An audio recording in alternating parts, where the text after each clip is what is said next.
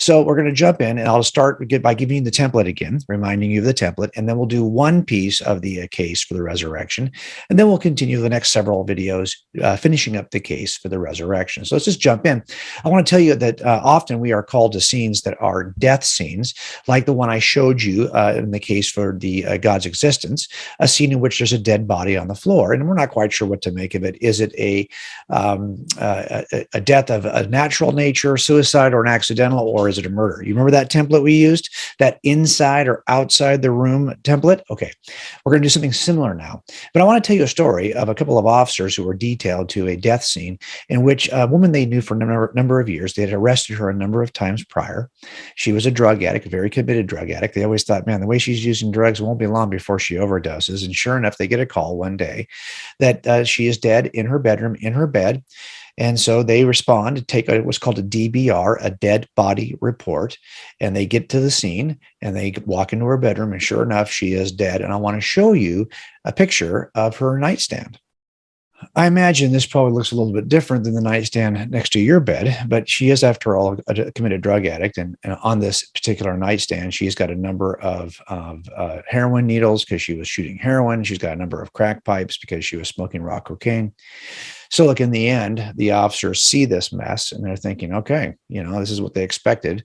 So they call out the coroner's investigator. The coroner investigator gets there, and sure enough, they wait around like an hour for this, Los Angeles. This is not uncommon to take a while for a coroner's investigator to get there to collect the body. And sure enough, they pull down the blankets to collect the body, and they discover she's been stabbed to death. And they had never even bothered to pull down the blankets. Well, why? Because they thought they knew the answer. They knew this lady for years and that she was a committed drug user. And then they saw this and they thought, well, here she is. She overdosed like they expected. And because they thought they knew the answer before they even got there, they didn't even bother to pull down the blankets. If you think you know the answer before you arrive, you will either miss something or misinterpret something. And sure enough, they did both because they thought they knew the answer. You got to hold those things in check, right? What we're trying to do in every one of these scenes is determine what's the reasonable explanation for the evidence in the scene, because reasonable is our judicial standard. As I told you earlier, it's not beyond a possible doubt, it's beyond a reasonable doubt. And so we're just trying to figure out, like, what is the most reasonable inference from the evidence? And how do we determine what's reasonable? Well, that goes back to the template that I described for you earlier. So I'm going to show you another dead body. Well, the same dead body looks a lot like my son Jimmy, because it is my son Jimmy just laying on the ground for me so I can make this illustration. And if you remember, we compared a list of explanations to a list of evidences, and we talked about the 4 ways that people die, right? Because we're trying to explain why this dead guy is laying face down. And we now know, I don't need to cover it again with you, we now know that these are the 4 ways that people die. And you also know that from this, at least this first initial explanation, you really can't cross anything out. But now I want to kill him in a different way. I'll start with that bloody pool. So we do know, of course, if there's a bloody pool underneath him, we can cross out natural, as we did before. But now I'm going to change the way he dies. Remember, if you remember last time when we talked about the scene in God's crime scene, when we talked about examining the evidence for God in the universe, he was shot to death. Here, let's say he is stabbed and we have this big hunk of knife sticking in his back. Okay, well, we would have to include that in the evidence list. And so we include that in the evidence list. And remember, you can go back and review that other video if you got a question about this process we're using.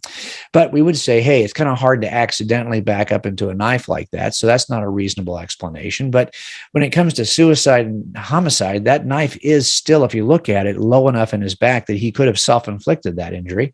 Although I would, like you, probably think not really. But okay, you can see why I'm going to leave that on the table at least. And then, of course, I can go another step, right? I put a multiple stab wounds in his back. If he's been stabbed multiple times in the upper back, that would change things, right? We would have to add the multiple wounds. And now suicide becomes incredibly unlikely, right? How do you stab yourself multiple times in your upper back? And if we add another dimension to this, like in the last scene, if you remember, we had bloody footprints leading out of the room. Well, then for sure, the most reasonable inference is a homicide, right? Because you're just comparing the evidence to the explanations. And we just crossed out the explanations that don't work given the evidence. Now, remember, Jimmy's still alive, so you can relax. He's good. This is the illustration from chapter 2 of Cold Case Christianity. And as I told you before, this process, this template that we're using is called abductive reasoning, or inferring to the most reasonable explanation. This is what I had to do and what I tried to do when I was examining the claims related to the resurrection of Jesus. Couldn't you apply the same thing? I mean, look, this is, you know, from reading scripture that Paul says this is the most important piece of evidence. This resurrection thing, he says, is critical. If it's not true, you have no hope of being raised yourself. If it's not true, you've been lied to. And that means you've been fooled by people who are false witnesses. So this is it. If you had to examine one thing to determine if the New Testament is telling you something true, the resurrection would be that one thing. The empty tomb would be that one thing. Now, remember, we are going to compare evidences to explanations. That's how this works. But the question I have for you is what would count? What would count as evidence in the room? Well, there's a book that's been written. I didn't have this book when I was first looking at this evidence. Back then, I didn't know anything about Christian apologetics. But there's been a book written by Gary Habermas and Mike Licona called The Case for the Resurrection of Jesus. And Gary introduces in this book his minimal facts approach. He would say that there are some minimal truths that almost everyone accepts, even if you're skeptical. Now, I would have said, as a skeptical non-Christian, there's only really 4 things I would have accepted. And I was not a Christian, but I would have said, look, I believe that Jesus was crucified. I'm not a Jesus myther. I believe that this ancient sage probably lived and he was crucified and buried, but who cares? I mean, honestly, he could be crucified and buried and the resurrection not be true. You could believe this is true, that Jesus existed. Lots of people get crucified even today. So what? Even if he was buried, so what? This could be true, yet Christianity could still be false. But I would have given you that. I probably would have given you this. The tomb was empty because, look, if you wanted to end this in the 1st century, just get the body of Jesus and drag it around town. Game over. It's going to end, right? No one ever did that. So apparently there's an empty tomb. But I can explain that a number of ways. The tomb could be empty and he could have been crucified and buried, yet Christianity could still be false. The resurrection could still be false. So I would have given you those 2 things, even though I did not believe Christianity was true. I would have given you this, that the disciples said they saw Jesus alive after the crucifixion. They could have said that for a number of reasons. They could say this stuff was true. People say all kinds of stupid things. That doesn't mean it's true. You could believe these 3 things, yet still deny Christianity is true. I did. Here's a 4th thing. These people seem to be committed to their beliefs, but all kinds of people are committed to their beliefs. Does not make the beliefs true. I would have given you these 4 things as the very minimal evidence I would accept. Yet I would have denied Christianity was true. But I would have had to explain these 4 things. I had explanations. I'll make a list of the explanations that most atheists will give for these 4 things. I think there are actually 6 explanations that atheists can give. And these 6 explanations have some strengths and some weaknesses. The last explanation, the 7th, is your Christian explanation, that the Gospels are just saying something true. But I would have said, no, I don't go there. But I recognize the fact that every explanation you're ever going to see in a criminal trial has both strengths and weaknesses. And these first 6 explanations on the list here that are atheist explanations, they have strengths and they have weaknesses. Your Christian explanation has strengths and it has weaknesses. My job is to figure out which of these explanations has the least weaknesses, has the greatest strengths. So that's what we're going to do in the next few videos. I'm going to start today with just giving you that template we started with, the abductive reasoning template. I want to remind you of that. We used it to examine the evidence for God. Now we're going to use it to examine the evidence for the resurrection. And we're going to go through each of these explanations to see which is most reasonable. Let's just start with the first one. Maybe they were wrong. Maybe it was not even true that Jesus died right on the cross. He may have just been unconscious on the cross from a bad beating, right? I mean, you seem to see that he did suffer a beating. Maybe he's just unconscious and is resuscitated, not resurrected. But here's the problem with that. The kind of beating he suffered was pretty magnificent. I mean, pretty dire. We have a tendency to underscore it, to not think it was as bad as it was if all we're looking at is the ancient paintings. So, for example, you see he starts off by being struck by the guard who's standing there as he seems to be talking back to the high priest, right? But look at the painting. Most ancient paintings always show Jesus looking like he's untouched still. It's right before he's struck. He's not swollen, bruised, or bloodied. Then, of course, the next thing that happens is they blindfold him and they spit at him and they beat him with their fists. But look at the painting. It's the hand is raised, but it's never actually struck. I think ancient painters had a hard time painting Jesus in an unflattering way. And the next thing that happens to him, he's going to be scourged, and he's going to be scourged with this flagrum that's going to be filled with bits of bone or stone or metal that would just tear you to pieces. Yet when you see the paintings, the whip is raised, but it's never lowered, because nobody wants to draw Jesus with any. There's a divine nature of Jesus that these artists seem to be protecting. The same is also true in the next episode when they put that crown of thorns on his head and they began to beat him on the head. Look, even this painting, after all he's suffered, he seems to be in pretty good shape, right? Because as he's even carrying the cross, nobody wants to paint him looking bad. Even when they finally crucify him on the cross, the ancient paintings don't show that. Of course, if you've seen modern reenactments of this, like in the Passion of the Christ, the picture of what Jesus had to suffer is entirely different and much more realistic. And for that reason, it's hard to watch.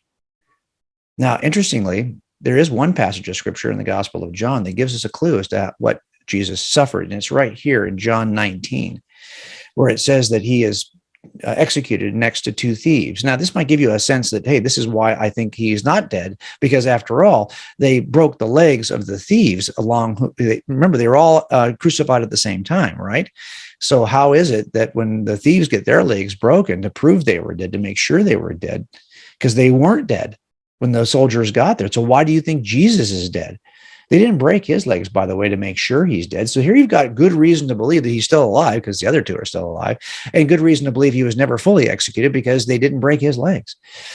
Well, they did plunge a spear into his side, though, and this released something that's troubling and has been troubling, was troubling to the ancients who first read it.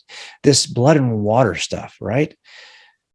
People have struggled with that. And in ancient times, no one believed it was actually water that was separated and seen coming out of Jesus's body. Why would that be the case? Why would they see water? It's got to be something else. It's got to be a symbol of something, a symbol of the baptism, or a symbol of being regenerated, or a symbol of the Holy Spirit, right? Because it can't be water. Why would water come out of the body separated from blood?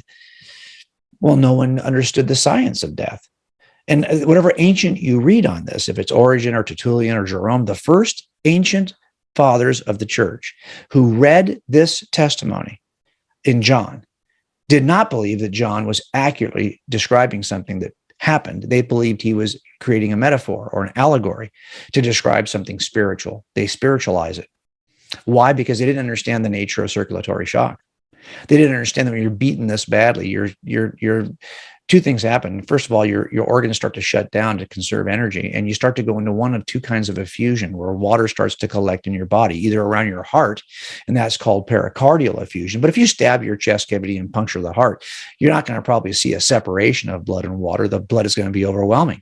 But if you happen to suffer pleural effusion, where you happen to be in the right position and it gathers in your lungs, well, now if I puncture your chest cavity into your lung, you will see a separation of blood and water. Now, I don't think that John understood this. He didn't understand the science of pleural effusion, but he's a fisherman who wrote this account. But he saw it. This is a piece of hidden science in the New Testament that describes pleural effusion, which occurs after your heart suffers cardiac arrest. It has to stop. And this is a sign that Jesus is in fact dead. Pleural effusion happens after you're dead. And this is what the kind of thing that would demonstrate that he actually was dead. Now, there's also a period of time that follows this death in which they have to go out and collect the linen, buy the linen, get the permission to take down the body. Some period of time is going to pass.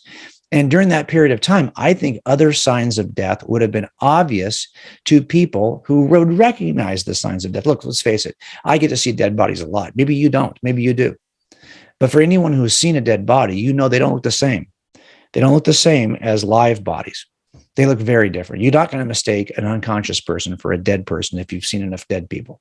And it turns out, although you may not have seen dead people, because every time someone dies, you call a coroner or a funeral home and they come and pick up the body. In the first century, there was no coroner or funeral home to call. You wrapped and prepared and buried your own dead.